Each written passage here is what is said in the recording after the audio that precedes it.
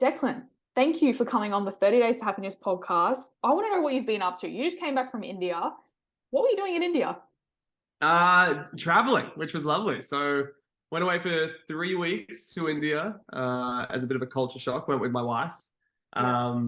And it was also doubling up as a little bit of a stress test on the happiness college that I run. I wanted to see how the company would go without me there.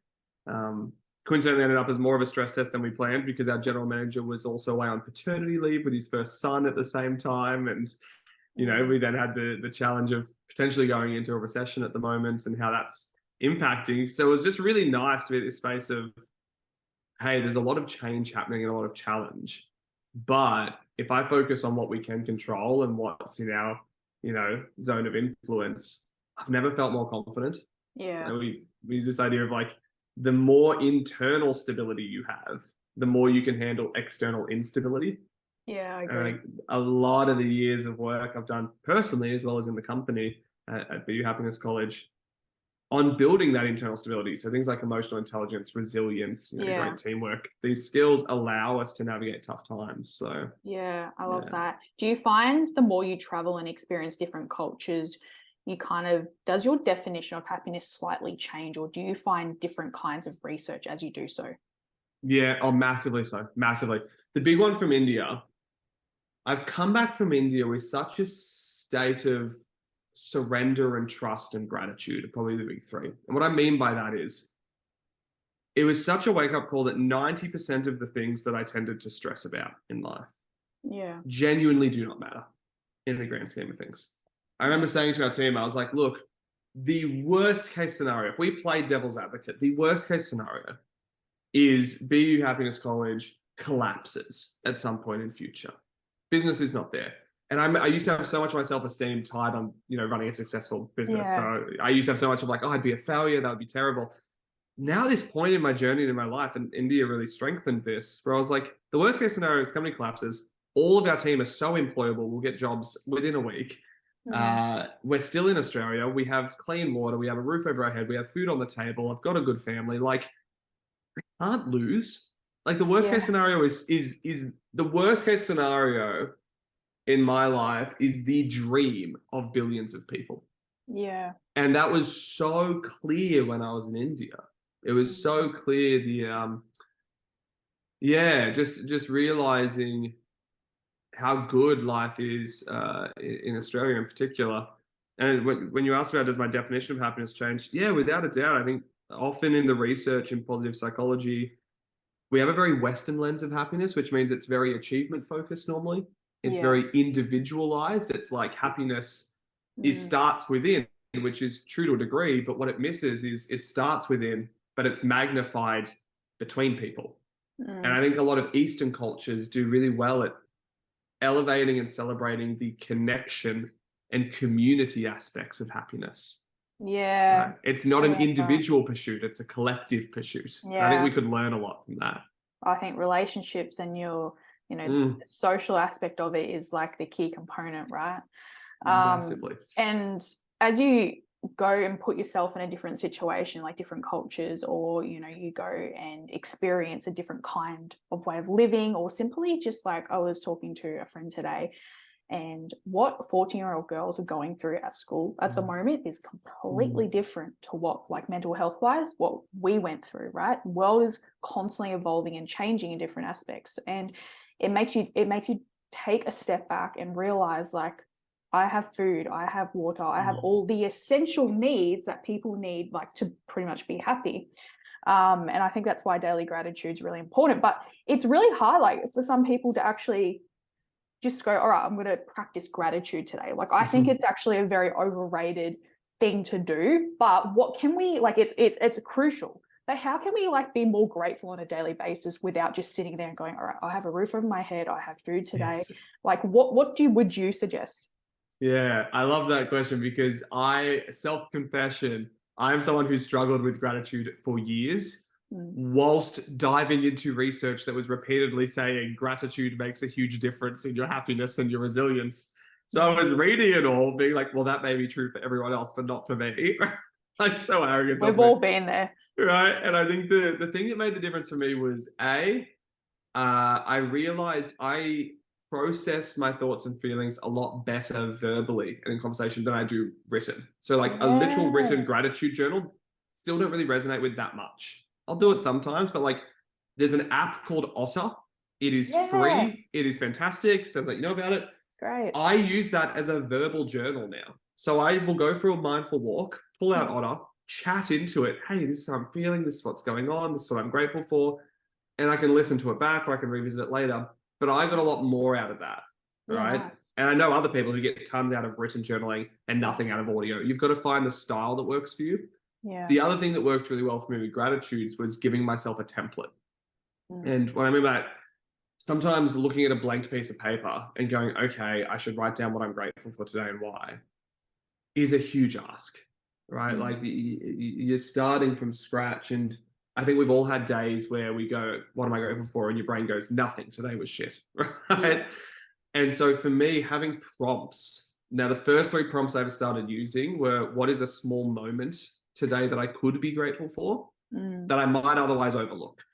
So I started simple. I was like, let's just find something small that was nice that, I may take for granted otherwise. And it could be anything, right? Yeah. So I'd find that first. The second one I'd then write is, who is someone in my life I'm grateful for and why?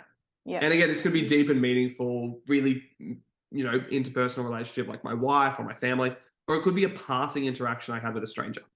But that helped tie in that collective sense of happiness we were talking about before, where my happiness wasn't just only on me, right? Yeah. I could see how other people impacted it.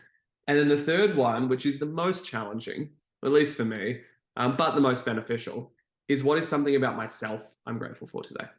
And this could be I a like that. physical attribute, a personal attribute, a memory or experience that it created over my life. So I'd kind of build up to it, right? I started with small. What's a small moment I'd overlook? Then I went to other people, which I find sometimes people find it easier to be grateful for others than they are for themselves. Yeah. And that's certainly true for me. And then I'd get to the tough one, but by then it was almost like I'd done a little warm up for my gratitude part of the brain. It was ready to do the heavy lifting of, okay, buddy, what are you grateful for about yourself? I love that.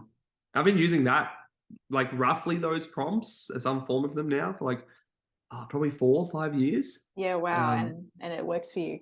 Made a hell of a difference. Right? Yeah. That and the verbal part. Yeah, I find as well, like a lot of people, like including myself, find gratitude as a very task-oriented thing. Like, all right, Yes. write it down. What's the next thing? Write it down, get Tick. into my work, go to the gym, think of this. Like, it can become like, very task-driven. And I think that's when you miss the whole emotional and the feeling aspect of it, right? Because it's the feeling of gratitude that then allows you to be grateful. That's what I believe anyway. And to sit in it. Like I think just really highlight something on that. The key with that is you need to write, talk about, explore why that answer came up. Yeah. Right? If you just went, what's a small moment I'm grateful for today? Going for a walk with my dogs in the morning comes to mind. And then you move on to the next one. Who's someone I'm grateful for today? Grateful to Holly for inviting me on the podcast. What's something about myself I'm grateful for today? Grateful for my ability to inject humor into difficult topics. Yeah. Cool. I did it in under a minute. I ticked the boxes, but I didn't feel anything. Yeah. Right? Whereas I once saw it described in the research, and I love this. Yeah. Marinating in gratitude.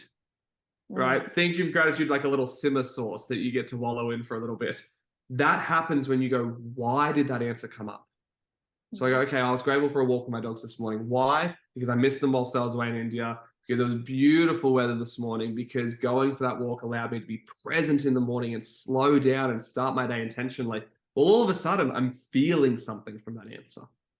So the why is what makes the difference. Yeah, it's so interesting you bring that up, because over the last few weeks, I've had so many conversations, read so many books, listened to so many podcasts about the word why. And when you do your affirmations, like I was talking about this to someone the other day about how they call lofty affirmations, where you ask yourself why rather than I am, as your brain will, search for the answer until it finds it. And I feel like it's all very linked and very similar because it's all related to feelings, which is interesting. And one thing I ask my husband every single day, and it's like a habit for me now, is like, what was your favorite part of your day? Like just so simple, and why? And I ask him why. Why was that your favorite part of the day? And it's interesting to see like different circumstances on different days he'll be more grateful for. Like it will be a hard day at work. He's a concreter, so it's a hard day at work, but he really enjoyed this aspect of it. And then other days he's like, I'm just happy I'm here with you. You know, so I love hearing like different people's perspective on gratitude as well. Can you help us understand, like, how do you research happiness and how did you get started with it? Because I'm so intrigued. Yeah, it's a good question. And so often when I say to people I'm a happiness researcher, they're like, that's a job. Like that's a thing that you can do. I'm very grateful it is a job. Yeah. So how you study it. So my particular field of research is a field called positive psychology, which is somewhat new in the big branch of psychology. It's, really late 1990s, early 2000s that started gaining traction. So we're talking 20 something years. I guess you'd almost call it founder, forefather of positive psychology, a man called Dr. Martin Seligman, basically came out at that time and said, hey, talking to the American Psychological Association over in the US, we've been doing this wrong for 100 years. Wow. And which is a pretty ballsy moment, right? And so he says to them, we've been doing this wrong for 100 years. The vast majority of our research, I think at the time it was something like 95, 96% of our funding and our research goes into looking at what is wrong, and I say that in air quotes, wrong with people and how to fix them. And only 3 to 5% goes into looking at what's right with humanity and how to cultivate it. Wow. And so he started this branch called positive psychology, which is evidence-based, scientific, in-depth, rigorous research, but specifically looking at what does it mean to live a happy, fulfilled, and flourishing life? And these are questions that aren't just new from 1990s, 2000s. It was just the first time someone put it in a scientific format. Yeah. But we've been asking these questions as a species since the ancient Greeks. The ancient philosophers would sit around and go, what is happiness? What does it mean to be happy, right? And we're seeing stuff like Stoicism coming up. Yeah. And so my, work as a happiness researcher is to continue that research and go, well, what does it mean to live a happy, fulfilling, flourishing life? And how do people do that in a practical way? But where I pride myself is I'm not the best researcher academic out there. I think what I do really well is take research in academia and put it into ways that people understand and can do something with. Yeah. And that's what I've done with BU Happiness College, is create a space for people to come and learn those tools in a way that's not brain dead boring and it sounds like a uni lecture, right? Yeah. So they can actually sink their teeth into it. So that's what it means to study happiness. Wow. In answer to your second question of how I got into it, I think a lot of people meet me and make the mistake of course, he studies happiness. He's always been a happy guy. And that is so far from the truth. I went through, I'm the first male in quite a few generations in my family to not be in military or police force. You go a direct line on my dad's side. So I thought that was success. I thought a successful, happy life, my blueprint for a good life was go to the military or the police force. Something within me knew that wasn't the right path, started challenging it in my teens. At the same time, I was struggling with self-comparison. I'd started putting on a bit of weight and was struggling with body image issues. Anyway, it all culminated in what I look back on now. I started running on something that we call in the research the hedonic treadmill. And we've all been on it. The hedonic treadmill is I'll be happy when. Yeah. And we insert something that we chase. So for me, it was I'll be happy when I lose 5 kilos. I was in my teens, I was on social media, I was seeing all these guys with 6-packs by the beach with smiles and went, well, they're happy and I'm not, so maybe I need to have a 6-pack. Yeah. So I lost 5 kilos. And like what happens with most people, I got there and nothing really changed. And I went, I just need to lose another 5. And then another 5, and another 5. Until by the time I was 19, I was in and out of hospital with disordered eating and body dysmorphia. And it was an interesting time because that was about 10 years ago now. Wow. At the time, body image issues and disordered eating weren't really understood as well as they are now, especially in men, right? It just wasn't talked about as a thing that men would experience. And so I got a bit of a wake-up call when I was in hospital one day. My mom was with me. My mom's one of my heroes in life. And the doctors came in and said, we don't know why your son is so sick. We don't know why he's losing all this weight. We don't know what's going on with him. I knew what was going on. I wasn't eating, but I wasn't telling anyone that. And they said, we're going to start testing for bowel cancer because Wow. we're running out of options here. Now, luckily, I didn't have bowel cancer, but I watched my mom have to process the idea of losing her only son. And I realized then that how we think and feel about ourselves and our own personal happiness, linking back to what we spoke about earlier about the collective part of it, it doesn't just affect us. No. It spreads a ripple effect. It impacts those around us. And I went, I need to change something here. And that was the first time I asked for help. And I went, hey, I'm struggling with self-comparison. I'm struggling with all these behaviors that are detrimental to me. I'm chasing happiness, I think, in the wrong way. I have no idea what a happy, successful life looks like by my definition. I've been chasing my father's for all these years. And I need to learn something different. And fortunately got introduced to a great man by the name of Sebastian Terry in Sydney, who was my first coach, mentor, role model, who just started asking me good questions and helped me start creating an idea of what happiness meant to me on my terms. Yeah. And to start pursuing that. And I'm very grateful for his leadership. And over those years, I learned more and more and more. I worked a lot on my own mental health, worked a lot on my own self-perception, my own blueprint for a happy life, and fell in love with the field. And I ended up just asking him, like, where'd you learn all this? What do you know about it? And he referred me to, acceptance and commitment therapy by Dr. Russ Harris down in Melbourne. I went and learned from him. And then he said, you should check out positive psychology. And I've spent really the last 15 years or so of my life, probably 12, 13, seeking out the best and brightest minds of what it means to manage your mind well, manage your emotions well, and live happily. Wow. And it's been a real honor to stand on the shoulders of all the giants who came before me. Right? To go, I'm only where I'm at in terms of running a happiness college and helping other people now make an impact in their life and live happier because of the work I was able to do with these great people. Oh, I love that. And I think with a lot of people who are providing such value in today's society, if it's happiness or life coaching, fitness, or anything in general, right? Generally comes from an internal thing that's happened within their lives, right? To be able to, like, for me, I actually truly believe that I wouldn't really actually know what true happiness is if I didn't live through that really hard time in my life, and probably similar to you, right? And that's why I really do believe that, you can have good days, you can have bad days, but those bad days doesn't mean you're unhappy. You feel unhappy, but it doesn't mean that your life is bad and it's unhappy. It's just it's a moment in time that you have a really good sleep, you have something good to eat, you implement all the great habits, and you wake up and you feel like a whole completely different person. And I think as well, like, our value, where we seek value to what makes us happy. Like, for me, it was money. So I always had a really big emotional attachment to money, and that's where I bring up to my father, like, always saying, if you don't have this, you're not happy. If you don't live in a nice house, you're not happy. If you don't go to uni, make lots of money, you're not going to be happy.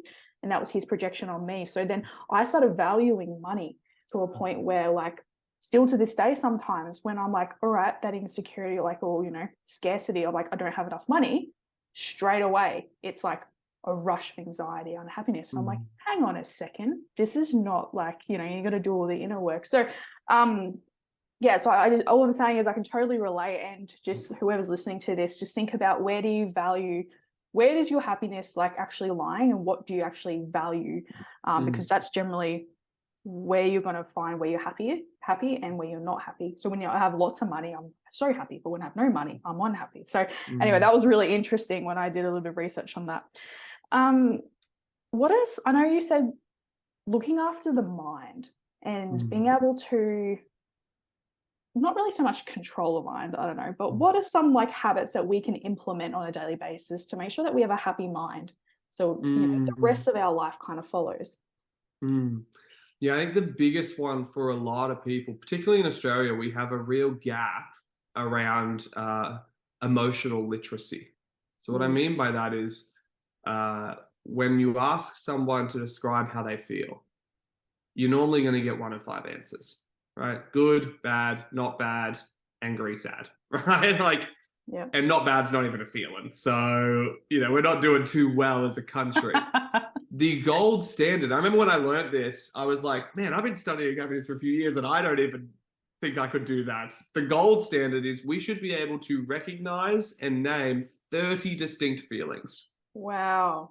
Right. So if you're listening to this and I challenge you right now to pause it and get out a piece of paper and pen and write down how many feelings can I distinctly recognize and name? Right. And when I say recognize a name, like you've got to be able to tell me how they feel, what's the experience of them, right? Like you've got to know them intimately. Mm-hmm. It is so rare that people can do that. And it's such a vital skill, right? Because the more we're able to bring complexity and nuance and understanding to our emotions, the better able we are to understand them and to manage them and to work well with them. So that's probably the first biggest gap is people need to expand their emotional literacy. A good way to do that, we do it with our staff at BU Happiness College. We do it with all of our members. It's called a 2-word check-in. So you challenge yourself to go, if I was to describe how I'm feeling right now in this moment in only 2 words, what would the 2 words be? Right? And the challenge is you're trying to expand them out. The other tool that's crazy helpful for this, and everyone feel free to Google it. It's free online, right? You can get as many of these as you want. It's called a feelings wheel. So it starts in the center with your basic feelings, you know, happy, sad, angry. And then it starts moving out into layers of complexity. So you start in the center. You know, if I was to describe how I'm feeling in 2 words, what might it be? Well, I'm feeling pretty happy at the moment. Let's go happy. And you go out and go, well, what type of happy is it? Is it calm, peaceful, content, excitement, connected, joyous, right? Like, so many. And you start going, which one of these might it be? And then you go out another level and go, well, I chose joyous, but what type of joyous? And you're adding depth and layers to your emotional experience. Oh, I'd see, look, that's the whole nother level that people have no clue about, right? Yeah. It's like we automatically think of like, you know, just the general emotions like happy, sad, hurt, pain, anger, tired. We're feeling to all our feelings, right? And emotions. So how can we use that? So let's just say, all right, we're feeling happy. And then joy is the experience or, you know, the state of being or emotion. And then it keeps going deeper and deeper and deeper. What do we do with that when we go deeper? What does that do for us? Yeah. So as it expands our literacy and our understanding of our emotions, what we do with it then is get curious about each feeling. So I want you to learn and I want you to understand, I want you to know it because our feelings, all feelings are valid. There's no such thing as positive or negative feelings. There's no such thing as good or bad feelings. They're all valid. They all serve a purpose. And when you learn to work with them and listen to them rather than fight them, you'll spend a lot less time grappling with yourself and you'll be a lot less tired. I think we've all had moments where we've known we've wrestled our own mind and emotions for too long and we just end up sleepy from it, right? So like if we can learn how to listen to feelings, that's the goal. So how we do that, I always teach people when you're using the feelings and expanding your emotional literacy, start getting curious about how you would describe that feeling to someone who's never felt it before or to a 5-year-old.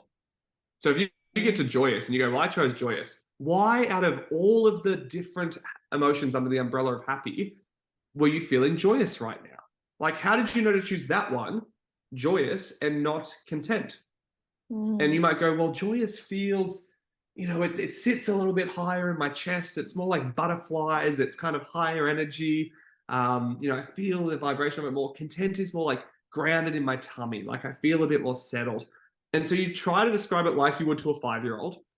And which sounds so silly, but as you do it, your brain is making these connections of like, well, now I understand joy, which means next time I experience joy in my life, I can immediately recognize it and I can nurture it. I can, you know, cultivate it. I can marinate in it like we spoke about with gratitude.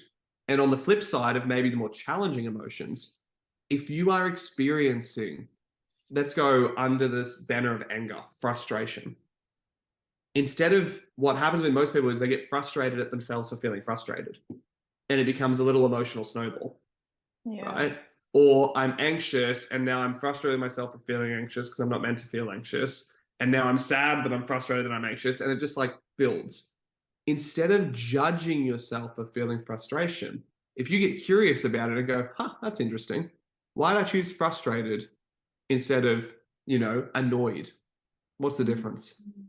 If you get curious about it and you understand it more, you can recognize it earlier. So next time you're frustrated, you're going to catch it at a 3 out of 10 rather than a 10 out of 10, right? And it gives you more ability to work with it and to shift it before it impacts your behavior.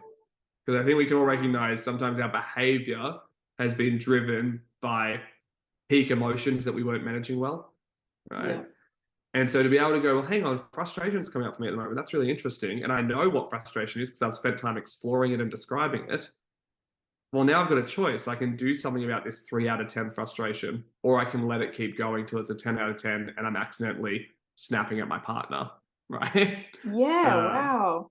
And that goes back to, you know, we were talking about asking yourself why. So you get a deeper understanding of what these emotions actually are. Because I know, like, okay, teenagers on, like, in general struggle to, you know, feel and understand their emotions. Yeah. And then talk about it, right? So how can you talk about something if you don't know how you're feeling, right? And that's why I think it's good to, you know, talk with a friend or a counselor or someone to kind of get that out there. But I think it's also really great to take the time to go look at that wheel. I think the feelings wheel, that's awesome. It's a great idea. And just take a step back and kind of feel like, all right, well, do you ever actually, do you like think quite critically about, like, you know, all right, well, am I actually feeling joy right now, or am I feeling something else? Like, do you question yourself when it comes to these feelings? Yeah, sometimes. So sometimes I still ask myself, and I said I've been doing this for 10 years now, and I'm definitely still on the journey. I wouldn't say I'm done learning. Yes, that'd be Yeah, of very course. boring if I was, but there's still often days where I go, okay, if I was to describe how I'm feeling right now in 2 words, what might it be? And I'm like, oh, it's something in like the calm area, but it doesn't feel exactly like calm. And I'm like, I wonder what it might be. And I'll still go look at the feelings wheel. Like I've got printed out copies of it. I've got it on my phone. I've got it on my laptop. I'll have a look and I'll be like, oh, interesting. Like there was one the other day, feeling transcendent came up. And I was like, man, I'm not really even familiar with what that means. And I had to do a bit of looking around and understand the feeling of transcendence, which is to feel connected to something greater than yourself. And I went, huh, that's what I was feeling the other day when I was out on that walk and that hike and I was just sitting in nature. I felt really connected to nature. I Yeah. felt transcendent.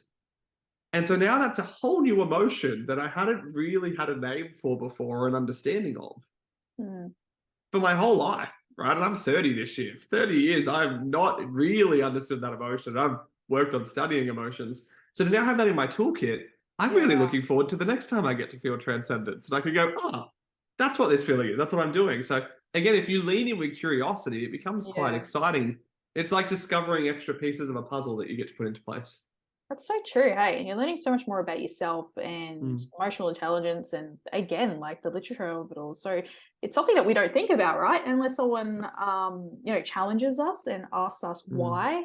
Ask yourself why. I think that's one thing I learned in business. I had a mentor. He's like, Holly, you need to learn to become a critical thinker. Like you need to ask yourself why, and not because you're always searching for something else, but because you can evaluate different perspectives, which is when you change your perspective, you can literally change your life, right? And how you're feeling. So I thought it was quite interesting. What's been since you've been researching, like you've been doing this for quite a long time now, it seems, since you've started researching all of this and happiness, what's been your biggest takeaway or your biggest study, your biggest research? Yeah. I think the biggest one, it's what we call one, which is realizing how much happiness is a skill that can be built and cultivated over time. Like I was very much that guy, you know, late teens, even early 20s when I started this journey still. I somewhat believed, I think a lot of people make this mistake. You're either confident or you're not, you're happy or you're not, you're an anxious person or you're not.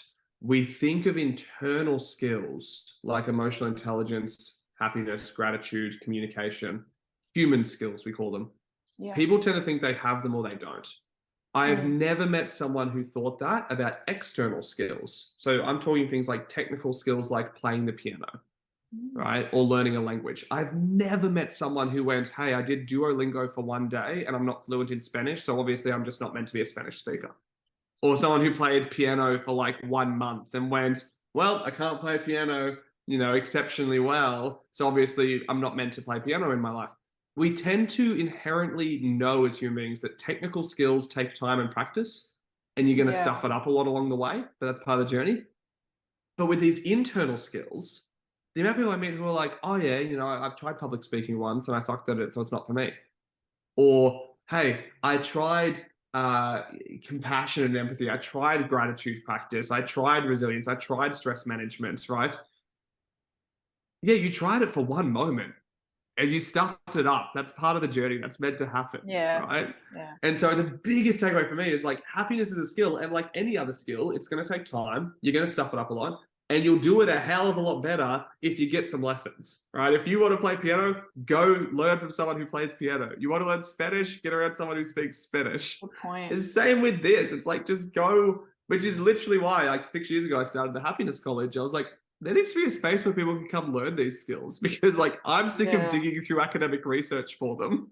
We need a space where people can just go, I want to come and learn how to manage my mind and emotions better. But yeah, if there's one thing I could plaster on a billboard after 10 years of research and have everyone in the world understand, it's that happiness is a skill.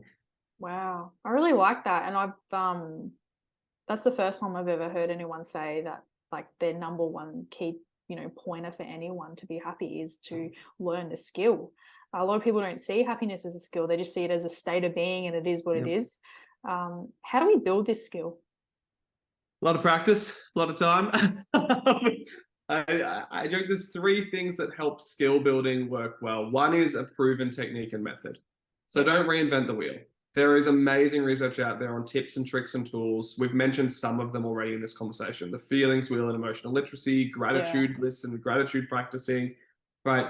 There are hundreds of them. Yeah. And I'm a big believer that no one has the one size fits all answer to a happy life for 8 billion people on the planet, including myself. Yeah. So, there are some things we teach at the college that I've had members go, I don't really resonate with that. It doesn't work for me. But then there'll be other stuff that they love. And then there'll be other members who are the exact opposite, right? And so it's finding the tools that work for you. But step one to building happiness as a skill, learn proven tools and techniques. Whether you get that from podcasts, books, a coach, a mentor, or you do what I've done, which is enroll in 7 years of study on it, right? Like just find those skills and tools. Step two, if possible, work personally with a mentor to help you with those skills because they can see things that you can't. So whether this is a counselor, a therapist, psychologist, coach, whatever it may be. I remember someone describing to me once, one of my first coaches said, why does Usain Bolt, the fastest man in the world, have a running coach? It doesn't make sense. Like that guy who's telling him how to run is not faster than him. But the reason he has it is because that guy can see something that Usain can't. While Usain's running, he can't see himself. And sometimes, like I've been doing this for 10 years, I still have coaches. And they will ask me a question that will expand my perspective or point me to an area that I wouldn't have got to myself. 100%. Right? So that's so important. And the accountability that comes with that too, phenomenal. So we need proven techniques. We need, ideally, if possible, access to a professional. I know that can be difficult. So I want to highlight you can still build this skill without it. Right? I know wait lists in Australia for psychologists are up to like 6 months long. It's like, it's really tough. So like, please, if you're listening to this, go, well, I'm in a situation where I can't afford that or access it or whatever. That's okay. You can still learn the proven tools and techniques by accessing research or listening to podcasts or books or articles, right? Like 100%. The working one-on-one with someone is an ideal. I'd recommend it if you can do it. And then the third one is surround yourself with people who are good at the skill of happiness, right? There's this social saying, it's, if you surround yourself with smokers, chances are you're going to end up smoking. You surround yourself with people who live a, very physically active life, you'll probably be very physically active. Again, it's this ripple effect and communal effect of happiness. If you are around people who are intentionally working on their emotional intelligence, their mindset, their resilience, their communication skills, and they're living pretty happy lives, chances are you're going to be brought along for the ride with them. And so I recommend getting pretty critical about who you're spending the most of your time with. Now, that doesn't mean you cut people out. I think there's too much of a move online these days of going, that person's toxic, stuff them, we're out. I think given the right circumstances, any of us can be toxic, 100%. Right? And so if we lead with a bit of compassion and empathy, if there's, people in your life that are challenging like that, it might still be valuable for them and for you that you stay connected, but they don't necessarily need to be in your top 5. Right? What I mean by that is like, be mindful of the 5 people you spend the most of your time with and the most of your energy and the most of your resources. if there's some challenging people that you still care about and love, don't just label them as toxic and cut them off. Just make sure they're not in your top 5. Yeah, well, that's exactly right. Like, I was listening to a research this morning, and it was a happiness study, and it was the top, the top 5 deep relationships that you have with those people will literally distinguish if you're going to live a happier life or not. Which was just so interesting. And relationship, not since knowing this, since I've started my happiness journey, knowing that relationships and doing meaningful work, I'd like the key component to, because I think love and abundance, to be totally honest. I make that a top priority, right? So I will catch up with my 5 top closest people every single week, like almost every single week for coffee, and I'll talk, we'll have deep conversations. And you know what? On the weeks I don't do that, I have to say I'm definitely don't feel as abundant and as connected, right? And as well, like learning these skills that, we've already talked about slightly, you're becoming more emotionally intelligent. So for example, you ask yourself why, like, all right, so I feel angry or guilty right now, or whatever the feeling is, you understand the feeling, and then you can actually go, all right, well, what can I do about it? Like the other day, I realized I was not acting in abundance, which usually I am. Usually I'm quite a high vibration in abundance. And I was like, okay, well, everything in my life is it feels like it's stuck. And that's because it was my abundance and my mindset. So last, week, I worked on it. I went back to my basics and completely different headspace. So I think that's the whole idea of being able to be held accountable, recognize it, surround yourself with people who can also recognize it so they can help you. It's just amazing. I have one more question before I ask you 4 just random questions that people love. And this comes down to a little bit more like, feeling the emotion in your body. Now, I read the book, I think it was The Heart of the Soul. And I was like, oh, this is a bit woo-woo, not really my thing. But I'm glad I read it, because it actually helped me distinguish where my emotions were coming from, allow me to breathe in it, and then recognize it. So when we, like, for example, on the wheel, we look at the feelings wheel, like, all right, well, I feel joy or I feel sadness. Do you kind of go through the transition of, all right, whereabouts in the body am I feeling it? And how does that transcend to everything else? Like, do you go through that process? Yeah, so I think there's 2 things you can look at. So you can go, a good prompt for yourself is, if I was to point at where the origin point of this feeling is, where I feel it the most, where does my hand want to go? Yeah, right? I like that. And so just intuitively, people will kind of go, well, it's sitting around here. They're like, interesting. Like, why did it go there compared to your leg? Right? Like, why did your hand go to your chest rather than your leg? What's the feeling in your chest right now that your leg's not having? And so it can help them get a little bit more curious and a little bit more self-aware and introspective and go, my leg's not feeling like it's, tightening up, but my chest is feeling tight at the moment. Yeah. Right. And so point at the origin point is a great way to look at the physical body experience of emotion. The other one is the psychological experience of emotion, which is more our thoughts. And so that's where we can then go, well, what's going on in my mind as I feel this? Yeah. Right? Are my thoughts feeling fast or slow? Are they clear or hazy? Are they, you know what I mean? Is there particular thoughts that keep coming back up? Right? Like I'll be happy when is a hedonic treadmill thought. The I'm not, insert whatever words you want, enough is a very common self-depreciating thought. So I'm not fit enough, smart enough, right? Whatever it may be, that's a very common one that people will experience. So there's all these different thought patterns. Yeah. And often we fall into the trap of thinking, I'm the only person who's ever experienced this and struggled with this thought. It's like, no, that thought pattern has been experienced by billions of people over thousands of years, right? Oh, yeah. We just need to learn how to work with it. Wow, so. I love that. I love that it's not just in the body, but it's also whereabouts in the mind and the brain as well. I think that's really cool. All right, I'm going to ask you 4 just random questions. Yeah, let's do it. To your heart. I love these questions. First one, what are 3 habits that you do on a daily basis that you would not trade for the world? Movement. So some form of movement. Look, it used to be very structured, rigorous exercise. I'm moving a lot more intuitively these days. Yeah. So I'm like, what does I feel like is going to be a good move? But movement is a huge one. I wouldn't trade. What's like getting in nature and surrounding myself with nature has been a really important part of my growth and my journey.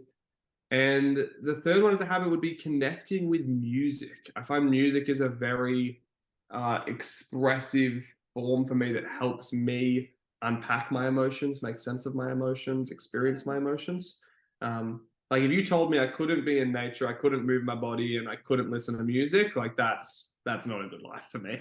Yeah, and it's funny, everyone's completely different. So music for someone, it, you know, might not be relatable. And I guess that you really know this, right, by doing your own personal development. And I think that 3 really crucial habits everyone as human needs, we need. All right, what is your favorite quote, verse, or saying that you currently live by? Oh, favorite quote, verse, or saying? Currently in this chapter of my life, a big one that's been coming up quite a lot. Like I'm seeing it along the research, I'm reading it a lot in books. Let go. Like, let go, surrender control. I think a lot of heartaches and stresses in life come from trying to control the uncontrollable and trying to manage things that are not inherently ours to manage. Yeah. Especially when we're going through tough times. And that's called it in Australia. We're going through, rising cost of living, rising interest rates, like wage stagnation. Like a lot of people are doing it really tough at the moment. And I think we can sometimes over focus and obsess on what's happening with all this stuff that we've got no real control over. Yeah. Right. So for me, it's like, let go of the uncontrollable. And that 2-word affirmation, reminder, saying, let go, right? It's just been really valuable for my own sense of stress relief. Oh, it's huge, right? It's really hard to let go as well. So I actually think it's also a skill that you eventually, you work on and you build as well.